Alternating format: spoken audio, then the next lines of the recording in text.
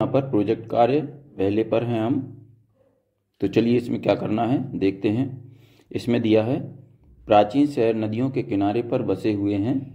सोचिए और लिखिए कि यह शहर नदियों के किनारे पर ही क्यों बसे होंगे। नदियों के प्रदूषण का कारण भी क्या यह शहर हैं? यदि हाँ तो कैसे, लिखिए। तो देखिए बच्चों, यहाँ पर सबसे पहले दिया है नदियों के किनारे बसे हुए शहरों के नाम। तो यहाँ पर हमें जो जो शहर नदी के किनारे पर बसे हुए हैं उनके नाम लिखना है। पहला बसा है जो शहर है उसका नाम है हरिद्वार, गंगा नदी पर बसा है। दूसरा है लखनऊ, गोमती नदी पर है। जौनपुर, गोमती नदी पर। उज्जैन, शिप्रा नदी पर है ये। और पांचवा है अहमदाबाद, साबरमती नदी के उस पर है ये, किनारे पर है। और छठा है बड़ोदरा, विश्वामित्री नदी पर है ये।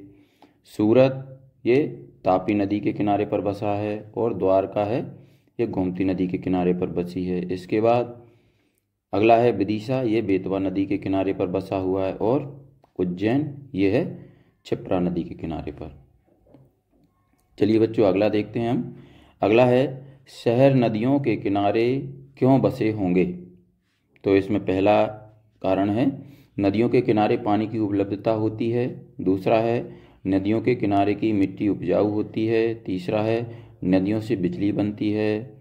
चौथा है नदियों से यातायात और व्यापार होता है। और पांचवा है नदियों से जुड़ी आस्था है। चलिए बच्चों अब अगला है प्रदूषण के कारण। तो यहाँ पर नदियों में प्रदूषण के कुछ कारण हैं। कौन कौन से हैं? पहला है नदियों में शौच करना। दूसरा है औद्योगिक उद्योगों से निकलने वाला अनौपचारिक अपशिष्ट। और तीसरा है अनौपचारित सीवेज। इसके बाद आगे आते हैं। चौथा है कृषि क्षेत्र में अनुचित गतिविधियां। और पांचवा है जहाज़ों से तेल का रिसाव। छठा है नदी के किनारे बने हाइड्रो इलेक्ट्रिक और सिंचाई बांध। और सातवां है त्योहारों के मौसम में नदियों में कचरा फेंकना। चलिए बच्चों अब अगले प्रोजेक्ट की ओर बढ़ते हैं हम। अगला प्रोजेक्ट है बच्चों प्रोजेक्ट नंबर 2। तो यहाँ पर देखिए करना क्या है हमें।